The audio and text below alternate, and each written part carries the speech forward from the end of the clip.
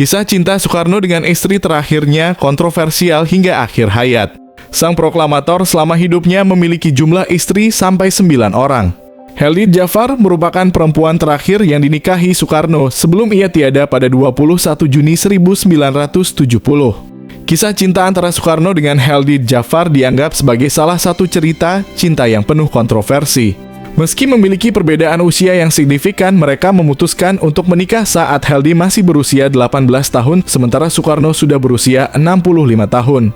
Pertemuan mereka yang tak terduga menjadi awal dari sebuah perjalanan yang penuh dengan liku-liku. Heldy Djafar, seorang pelajar SMA yang berusia 17 tahun saat itu, pertama kali bertemu dengan Soekarno pada tahun 1963.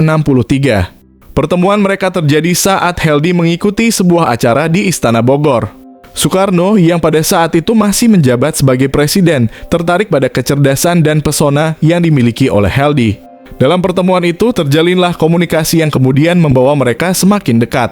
Pernikahan Soekarno dengan Heldy Djafar terjadi pada tahun 1964.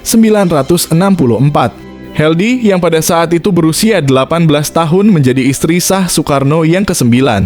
Sementara Bung Karno sudah berusia 65 tahun. Perbedaan usia yang cukup besar antara mereka menjadi salah satu fokus utama perdebatan tersebut. Namun Soekarno dan Heldy terus mempertahankan hubungan mereka dan berjuang untuk memperoleh pengakuan atas pernikahan mereka. Heldy yang cerdas dan berwawasan luas menjadi pendamping setia Soekarno dalam kehidupan politik dan sosial. Dia juga ikut mendampingi Soekarno dalam kunjungan kenegaraan, menjadi sosok yang membantunya dalam melaksanakan tugas-tugas resmi. Pernikahan antara Soekarno dan Heldy Djafar berakhir secara tragis pada tahun 1967.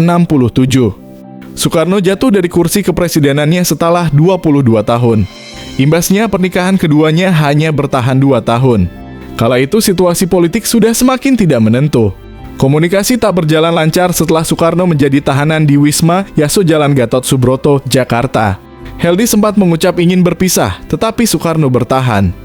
Soekarno hanya ingin dipisahkan oleh maut.